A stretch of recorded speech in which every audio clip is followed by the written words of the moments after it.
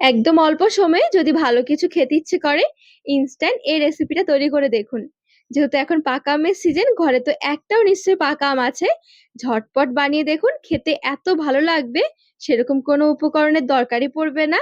একদম সামান্য হাতের কাছে থাকা উপকরণে কোনো রকম ঝামেলা ছাড়াই তৈরি করতে পারবেন। নমস্কার বন্ধুরা, নতুন একটা পর্ব দেখার জন্য আপনাদের সকলকে স্বাগত জানাই। আজকে তৈরি করে দেখাবো পাকা আমের একদম মুখে মিলিয়ে যাওয়া মতন ক্রিমি রোল। একবার বানিয়ে দেখতে পারেন, ঝটপট তৈরি হয়ে যায়, খেতেও দারুণ লাগে। চলুন, আশা করছি আজকের রেসিপি অনেক ভালো লাগবে। সবার প্রথমে গ্যাস ধরিয়ে এদিকে একটা কড়াই বসিয়ে দিয়েছি। কড়াইয়ে 1/2 লিটার নিয়ে নিচ্ছি দুধ। দুধটা নেড়ে চেড়ে হালকা একটু ফুটিয়ে নেব। এই দুধটা দিয়ে একটু ছানা তৈরি করে নেব। আপনারা চাইলে অল্প ছানার দোকান থেকেও কিনে নিয়ে আসতে পারেন, বা যদি হাতের কাছে একটু পনির থাকে তাও হবে, তাহলে ছানা তৈরি করতে হবে না।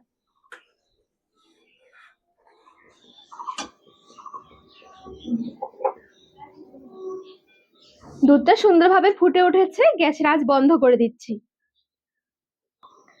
2 চামচ ভিনিগার, 2 চামচ জল। এই ভিনিগার মেশানো জলটা দিয়ে ছানা কাটিয়ে নেব। আর ছানাটা ঠিক এরকম গ্যাসের আঁচটা বন্ধ করে তারপরে কাটাবেন। দেখবেন ছানা খুব সুন্দর নরম এবং সফট হবে।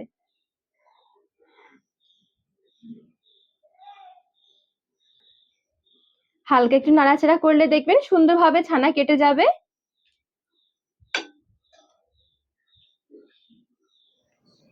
একটা ছাকনার মধ্যে এবারে ছানাটা ছেঁকে নেব। যেহেতু ভিনিগার দিয়ে কাটিয়েছি, একটু জল দিয়ে ধুয়ে নেব, তাহলে আর ভিনিগারের গন্ধ থাকবে না।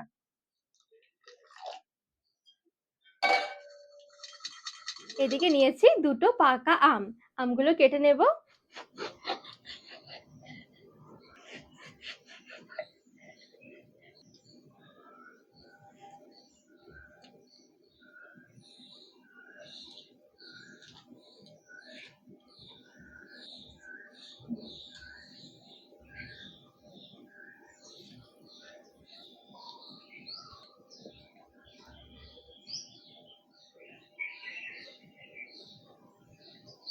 এইভাবে করে ছাড়িয়ে সাথে সাথে মিক্সিং জারে নিয়ে নিচ্ছি।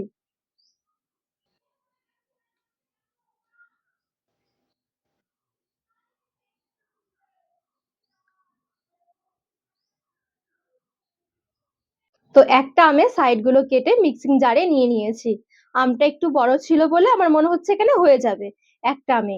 আর এদিকে যে আমি ছানাটা জল ঝরিয়ে রেখেছি, সুন্দরভাবে কিন্তু জলটাও ঝরে গেছে। এবারে এই ছানাটা নিয়ে মিক্সিং জারে আমের সাথে নিয়ে নেব।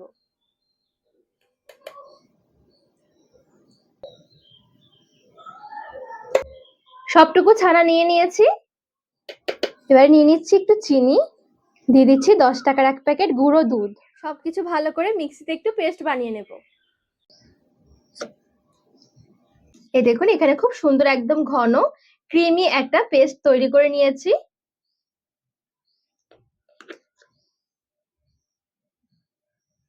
আর আজকে রেসিপির জন্য আমি এখানে ব্যবহার করছি 6 পিস মতন স্লাইস পাউরুটি। এই সাইডের ব্রাউন কালার অংশগুলো একটু কেটে বাদ দিয়ে দিতে হবে। এইগুলো আবার ফেলবেন না, একটু মিক্সিতে ঘুরিয়ে তারপরে শুকনো কড়াই ভেজে নেবেন। খুব সুন্দর দেখবেন ব্রেড ক্রাম্বস তৈরি হয়ে যাবে। যে কোনো চপ বা পকোড়া ভাজতে ব্যবহার করতে পারবেন।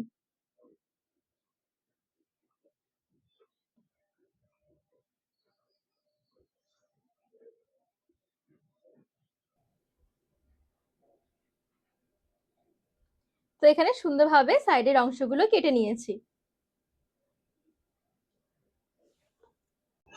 অল্প একটু নিয়ে নিচ্ছি নারকেলের গুঁড়ো।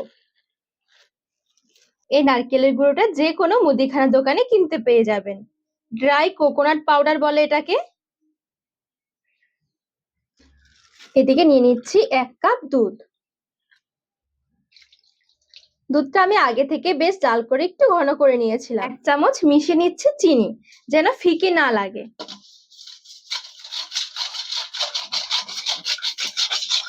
সাইড গুলো যে কেটে রেখেছিলাম পাউরুটির, একটা স্লাইস নিয়ে নিচ্ছি। এবারে দুধে ভিজিয়ে নিচ্ছি। জাস্ট একটু ভিজিয়ে তুলে নিতে হবে।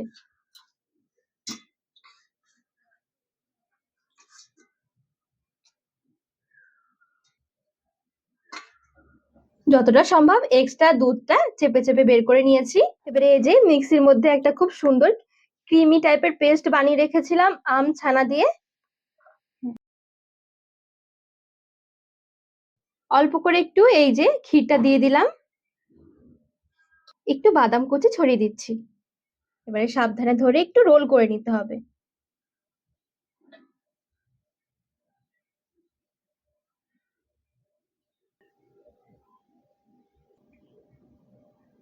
তো এই দেখুন সুন্দরভাবে কিন্তু এখানে আমার একটা রোল তৈরি হয়ে গেছে।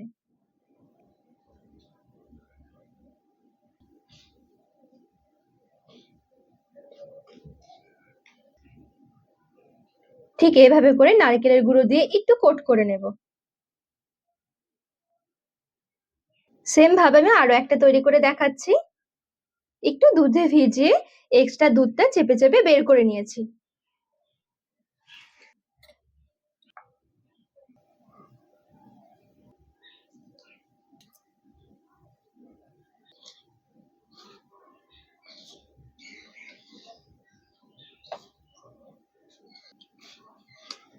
এই দেখুন এটাও সুন্দরভাবে আমি নারকেলের গুঁড়ো দিয়ে একটু কোট করে নিয়েছি।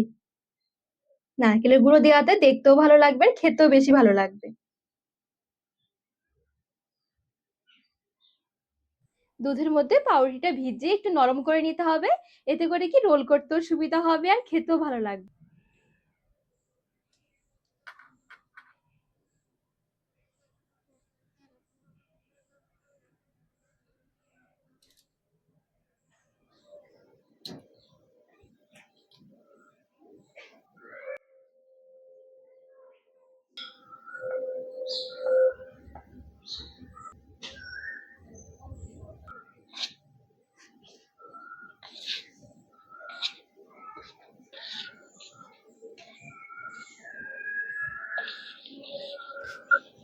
আর এখানে যদি আপনাদের হাতের কাছে নারকেলের গুঁড়োটা না থাকে, নারকেলের গুঁড়ো না দিয়েও কিন্তু রেসিপিটা তৈরি করে নিতে পারেন।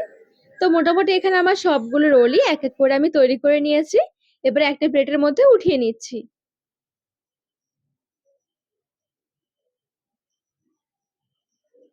একদম সহজ একটা ইনস্ট্যান্ট দারুণ মজার রেসিপি।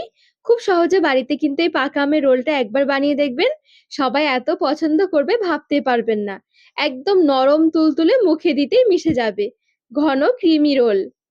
তো বন্ধুরা আজকের রেসিপি আপনাদের কেমন লেগেছে অবশ্যই কমেন্ট করে জানাবেন। আর রেসিপি ভালো লাগলে চ্যানেলটিকে সাবস্ক্রাইব করে পাশে থাকার অনুরোধ রইল।